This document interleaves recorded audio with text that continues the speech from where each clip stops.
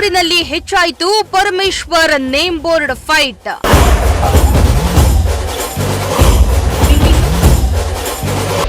ಬಿಜೆಪಿಯ ವಿರೋಧದ ನಡುವೆಯೂ ನಡೆದ ನಾಮಕರಣ ಕಾರ್ಯ.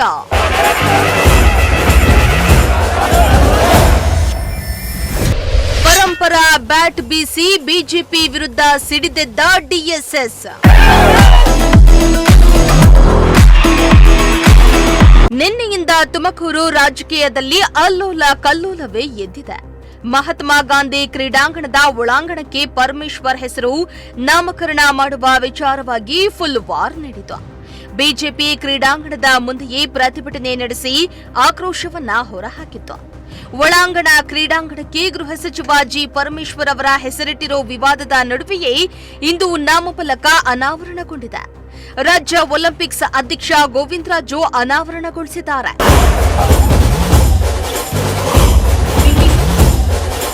ತುಮಕೂರಿನ ಮಹಾತ್ಮ ಗಾಂಧಿ ಕ್ರೀಡಾಂಗಣದ ಭಾಗವಾಗಿದ್ದ ಒಳಾಂಗಣ ಕ್ರೀಡಾಂಗಣಕ್ಕೆ ಕೊನೆಗೂ ಗೃಹ ಸಚಿವ ಜಿ ಪರಮೇಶ್ವರ್ ಅವರ ಹೆಸರು ವಿವಾದದ ನಡುವೆಯೇ ಅನಾವರಣಗೊಂಡಿದೆ. ಜಿ ಪರಮೇಶ್ವರ್ ಉಪಸ್ಥಿತಿಯಲ್ಲಿ ರಾಜ್ಯ ಒಲಿಂಪಿಕ್ಸ್ ಅಧ್ಯಕ್ಷ ಗೋವಿಂದರಾಜು ನಾಮಫಲಕ ಅನಾವರಣಗೊಳಿಸಿದ್ರು. ನಾಮಫಲಕ ಅನಾವರಣ ಮಾಡಲು ರಾಜ್ಯ ಸರ್ಕಾರದ ಯಾವುದೇ ಅಧಿಕೃತ ಅನುಮತಿ ಇಲ್ಲದೇ ಇದ್ರೂ ರಾಜ್ಯ ಮಟ್ಟದ ಕ್ರೀಡಾಕೂಟದ ನೆಪದಲ್ಲಿ ನಾಮಫಲಕ ಅನಾವರಣಗೊಂಡಿದೆ ಎನ್ನಲಾಗ್ತಾ ಇದೆ. ಇನ್ನು ಈ ವೇಳೆ ಮಾತನಾಡಿದ ಜಿ ಪರಮೇಶ್ವರ್, ನಾನು ಒಬ್ಬ ಕ್ರೀಡಾಪಟು, ಜಿಲ್ಲೆಗೆ ಕೀರ್ತಿ ತಂದಿದ್ದೇನೆ. ಹೀಗಾಗಿ ಕ್ರೀಡಾಪಟುಗಳೇ ಕ್ರೀಡಾಂಗಣಕ್ಕೆ ನನ್ನ ಹೆಸರಿಡಲು ಜಿಲ್ಲಾಧಿಕಾರಿಗಳಿಗೆ ಮನವಿಯನ್ನ ಮಾಡಿದ್ರು. ಈ ವಿಚಾರ ನನಗೆ ಗೊತ್ತೇ ಇರಲಿಲ್ಲ. ಒಂದು ಶೆಡ್ಡಿಗೆ ನನ್ನ ಹೆಸರಿಟ್ಟಿರೋದನ್ನ ಸಹಿಸದ ನೀವು ಎಂತ ಜನ ಎಂದು ಪರಮೇಶ್ವರ್ ಪ್ರಶ್ನಿಸಿದ್ದಾರೆ. ಜೊತೆಗೆ ಗಾಂಧೀಜಿ ಹೆಸರನ್ನ ಬಿಜೆಪಿ ಅವರು ಬದಲಾಯಿಸಿದ್ದಕ್ಕೆ ನಾವು ಹೋರಾಟ ಮಾಡ್ತಿದ್ದೇವೆ.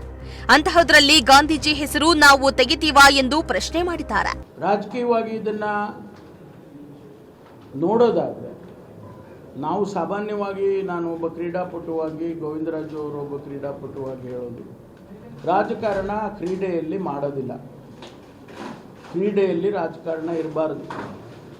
ಹಾಗಾಗಿ ನೀವು ಕೂಡ ಇದನ್ನು ರಾಜಕೀಯ ದೃಷ್ಟಿಕೋನದಿಂದ ನೋಡೋದು ಬೇಡ ಅಂತ ಅಷ್ಟೇ ಅವರಿಗೆ ವಿನಂತಿ ಮಾಡಿಕೊಡ್ತೀನಿ. ಅದ್ರ ಮೇಲೆ ಹೆಚ್ಚು ಏನು ಹೇಳೋದಕ್ಕೂ ಹೋಗುತ್ತೆ. ಆಮೇಲೆ ಮಹಾತ್ಮ ಗಾಂಧೀಜಿ ಹೆಸರನ್ನು ಬದಲಾಯಿಸ್ತಾರೆ ಅಂತೇಳಿ ಮೀಡಿಯಾದಲ್ಲಿ ಬಂದಿದೆ. ಅದು ಅಪಪ್ರಚಾರ. ಮಹಾತ್ಮ ಗಾಂಧೀಜಿಯವರ ಹೆಸರನ್ನು ನೀವು ಬದಲಾಯಿಸ್ತೀರಿ ಅಂತೇಳಿ ನಾವು ಹೋರಾಟ ಮಾಡ್ತಾ ಇದ್ದೀವಿ. ಹಾಗಾಗಿ ನಾವೇ ಬದಲಾಯಿಸ್ತೀವಿ ಅಂತ ಎಲ್ಲರ ಸಾಧ್ಯ ಉಂಟಾ?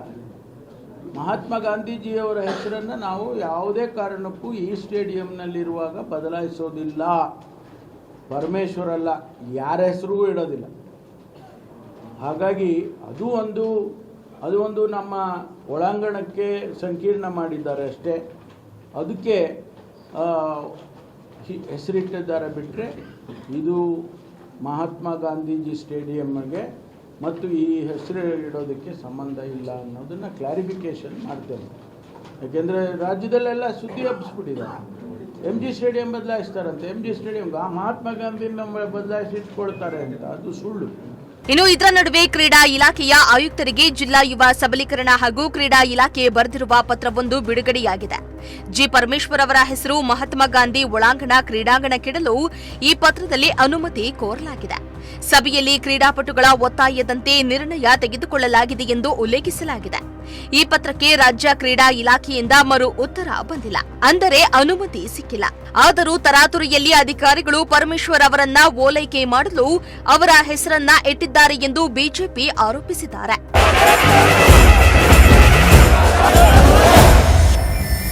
ಇನ್ನು ಸುದ್ದಿಗೋಷ್ಠಿಯಲ್ಲಿ ಮಾತನಾಡಿದ ನಗರ ಬಿಜೆಪಿ ಶಾಸಕ ಜ್ಯೋತಿ ಗಣೇಶ್, ಜಿ ಪರಮೇಶ್ವರ್ ಸಾತ್ವಿಕ ವ್ಯಕ್ತಿ, ಇಂತಹ ಚಿಕ್ಕ ವಿಚಾರದಲ್ಲಿ ವಿವಾದ ಮಾಡಿಕೊಳ್ಳಲ್ಲ ಅಂದುಕೊಂಡಿದ್ದಾರೆ. ಅವರು ತಮ್ಮ ಹೆಸರಿನ ಬದಲು ಮಹಾತ್ಮ ಗಾಂಧಿ ಅವರ ಹೆಸರನ್ನೇ ಇಡಬೇಕೆಂದು ಒತ್ತಾಯಿಸಿದ್ದಾರೆ. ಆದ್ರೆ ಈ ಇಶ್ಯೂ ನಮ್ಮ ಪ್ರಕಾರ ಅವರೇನೆ ಈಗ ರಾಜಕೀಯ ಒಂದು ನೆಗೆಟಿವ್ ಆಹಾರ ಆಗ್ತಾ ಇದ್ದಾರೆ ಅಂತ ನಮ್ಮ ಒಂದು ಭಾರತೀಯ ಜನತಾ ಪಾರ್ಟಿ ಅನಿಸಿಕೆ.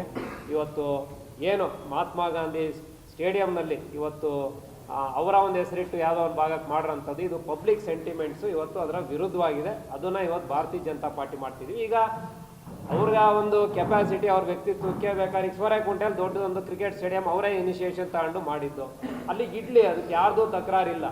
ಆದರೆ ಇಲ್ಲಿ ಆಲ್ರೆಡಿ 40 ವರ್ಷದಿಂದ 45 ವರ್ಷದಿಂದ ಆದಂಥ ಮಹಾತ್ಮ ಗಾಂಧಿ ಸ್ಟೇಡಿಯಂಗೆ ಈಗ ಇದೆಲ್ಲ ಒಂದು ಮೂಲೆಯಲ್ಲಿ ಒಂದು ಮರುನಾಮಕರಣ ಮಾಡೋ ಅಂಥದ್ದು, ಇದು ಪಬ್ಲಿಕ್ ಸೆಂಟಿಮೆಂಟ್ಸು, ಇದರ ವಿರೋಧ ಇದೆ. ಇದನ್ನು ಭಾರತೀಯ ಜನತಾ ಪಾರ್ಟಿ ಆ ಒಂದು ನಾಮಫಲಕವನ್ನು ತೆಗೆಸಬೇಕು ಅಂತ ನಾವು ಆಗ್ರಹವನ್ನು ಮಾಡ್ತೇವೆ. ವೈಯಕ್ತಿಕವಾಗಿ ಯಾರಿಗೂ ಕೂಡ ಪರಮೇಶ್ವರ್ ಅವ್ರ ಬಗ್ಗೆ, ಅವ್ರ ವ್ಯಕ್ತಿತ್ವದ ಬಗ್ಗೆ ಯಾರಿಗೂ ಕೂಡ ತಕರಾರಿಲ್ಲ. ಆದರೆ ಈ ಒಂದು ಇಶ್ಯೂ ಆಗಿರೋದು ಅವರಿಗೆ ಕೂಡ ಅವ್ರ ವ್ಯಕ್ತಿತ್ವಕ್ಕೆ ಧಕ್ಕೆ. ತುಮಕೂರಲ್ಲಿ ಸಾಕಷ್ಟು ಪ್ರಾಜೆಕ್ಟ್ಗಳು ಅವ್ರು ಇನಿಷಿಯೇಷನ್ ತಗೊಂಡು, ಈಗ ನಾನು ಹೇಳ್ದಂಗೆ ಸ್ಟೇಡಿಯಂ ಮಾಡಿದ್ರು. ಕ್ರೀಡೆ ಬಗ್ಗೆ ನಾನು ಹೇಳ್ತೀನಿ, ಇನಿಷಿಯೇಷನ್ ತಗೊಂಡು ಆ ಸೋರೆಕುಂಟೆನಲ್ಲಿ ಕರ್ನಾಟಕ ಸ್ಟೇಟ್ ಕ್ರಿಕೆಟ್ ಅಸೋಸಿಯೇಷನ್ ದೊಡ್ಡ ಸ್ಟೇಡಿಯಂ 42 ಎಕರೆಲ್ಲಿ ಮಾಡ್ತಿದ್ದಾರೆ.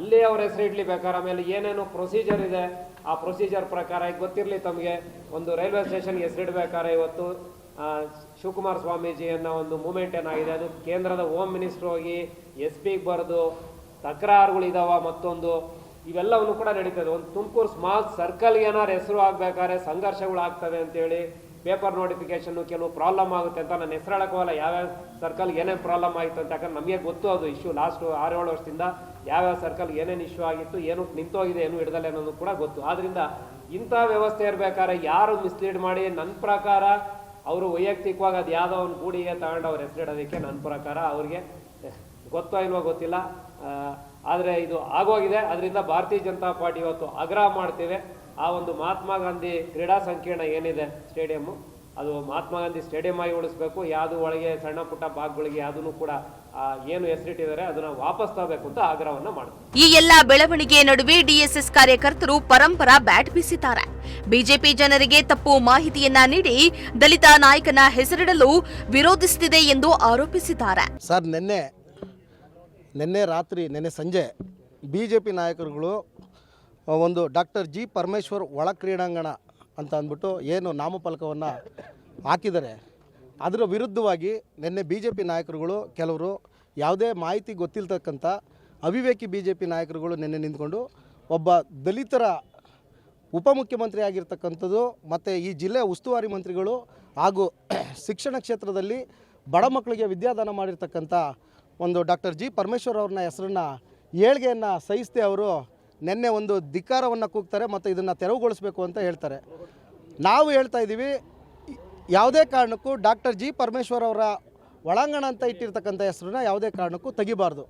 ಕಾರಣ ಏನಪ್ಪ ಅಂತಂದರೆ, ಇತಿಹಾಸದ ಪುಟದಲ್ಲಿ ಇಲ್ಲಿವರೆಗೂ ದಲಿತರನ್ನ ಶೋಷಣೆಗೊಳ ಮಾಡ್ಕೊಂಡೇ ಬಂದಿದ್ದಾರೆ ಹೊರತು ದಲಿತರ ಹೆಸರುಗಳನ್ನ ಇಟ್ಟರೆ ಬಿಜೆಪಿನವ್ರಿಗಾಗಲ್ಲ. ಈ ಮಧ್ಯೆ ಬಂದಂತಹ G ಪರಮೇಶ್ವರ್ ಅವರ ಕಾರನ್ನ ತಡೆದು ಮುಂದಿನ ಸಿಎಂ G ಪರಮೇಶ್ವರ್ ಎಂದು ಪದೇ ಪದೇ ಘೋಷಣೆ ಕೂಗಿದ್ದಾರೆ.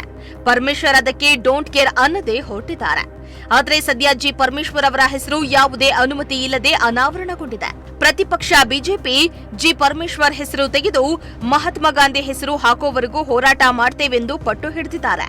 ಮುಂದಿನ ದಿನಗಳಲ್ಲಿ ನೇಮ್ ಬೋರ್ಡ್ ವಿಚಾರ ಯಾವ ದಿಕ್ಕನ್ನ ಪಡೆದುಕೊಳ್ಳುತ್ತೆ ಅನ್ನೋದನ್ನ ಕಾದ್ ನೋಡಬೇಕಾಗಿದೆ. ಕ್ಯಾಮರಾ ಪರ್ಸನ್ ಸಂಜಯ್ ಜೊತೆ ದೀಪಕ್ ಕೆಂಕೆರೆ, ಪ್ರಜಾಶಕ್ತಿ ಟಿವಿ, ತುಮಕೂರು.